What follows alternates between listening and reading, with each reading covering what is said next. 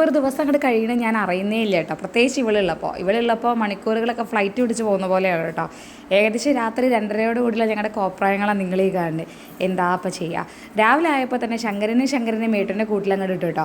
ഇപ്പോൾ ഇത് ഏകദേശം ഒരു പതിവ് ശീലമാണ്. ഏകദേശം ഒരു 11:30-12 മണി വരെ അവർ ഈ കൂട്ടിലിടും കേട്ടോ. നല്ല വെയിലാകുമ്പോഴേക്കും ഞാൻ അവരകത്ത് കയറ്റാറുണ്ട്. അത് വെയിലടിച്ചിട്ടല്ല കേട്ടോ, കാരണം കൂടിൻ്റെ ആ സൈഡിൽ അധികം വെയിലും കാര്യങ്ങളൊന്നുമില്ല. അവർക്ക് ഉറങ്ങണമെന്നുണ്ടെങ്കിൽ അകത്ത് കിടക്കണം. അതാണ് അവർക്ക് ഏറ്റവും കൂടുതൽ കംഫർട്ടായിട്ടുണ്ടാവുക കേട്ടോ.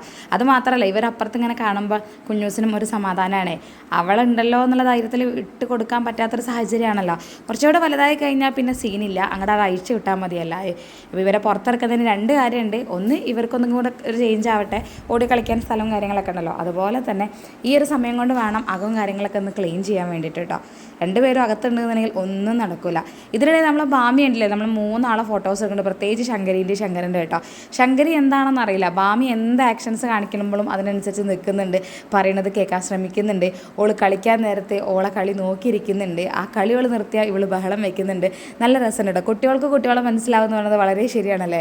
അവൾ ഇവരുടെ ഫോട്ടോ ഒക്കെ എടുക്കണമെങ്കിൽ പേട്ടു എവിടെ എന്നുള്ള ചോദ്യം ചോദിക്കാൻ മറക്കുന്നില്ല കേട്ടോ. പേട്ട് വേറെ എവിടെ ഇല്ല, പേട്ട് അപ്പുറത്ത് കിടക്കുന്നുണ്ട്.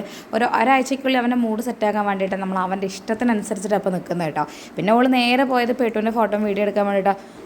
എന്താണെന്നുള്ളൊരു ഭാവത്തിൽ ആൾ അവിടെ ഇരിക്കുന്നുണ്ടെങ്കിലും പേട്ടു ഞാൻ എൻ്റെ വീഡിയോ എടുക്കട്ടെ എന്ന് പറഞ്ഞിട്ട് ആൾ കുറച്ച് ഫോട്ടോസും വീഡിയോസൊക്കെ എടുത്തതിന് ശേഷം നേരെ വീണ്ടും ശങ്കരീൻ്റെ അടുത്തേക്ക് പോയിട്ടോ.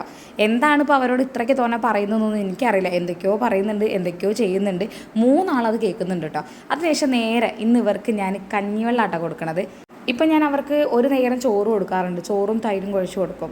ഇനിയിപ്പോൾ അഥവാ ചോറല്ല എന്നുണ്ടെങ്കിൽ അതിന് പകരം ഇപ്പം ഞാൻ കഞ്ഞിവെള്ളം കൊടുക്കുന്നുണ്ട്. അങ്ങനെ എന്തെങ്കിലുമൊക്കെ ഇടയ്ക്കിടയ്ക്ക് മാറ്റി കൊടുക്കും കേട്ടോ. കാരണം ഭയങ്കര വിശപ്പാണ്. അപ്പോൾ ഒരുപാട് സമയം ഫുഡ് കൊടുക്കാതെ അവരുടെ വിശപ്പിൻ്റെ അളവ് കുറയ്ക്കാൻ വേണ്ടി ഞാൻ മാക്സിമം ശ്രമിക്കുന്നുണ്ട് കേട്ടോ. കഞ്ഞിവെള്ളത്തിൻ്റെ പരിപാടി ഇവിടെ നിന്ന് തീർന്നില്ല, എൻ്റെ തലയിലൊക്കെ തേച്ചിട്ടിട്ടുണ്ടായിരുന്നു കേട്ടോ.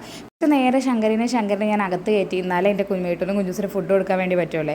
അകത്ത് കയറിയപ്പോഴും അവരെ ഹാപ്പി ആയിട്ട് എന്നെ കാണുമ്പോൾ ഈ ചാടിക്കൽ മാത്രമേ ഉള്ളൂ. ബാക്കി ടൈമൊക്കെ അവളുടെ കളിയും കണ്ടിരിക്കുന്നുണ്ട് ഇവർ.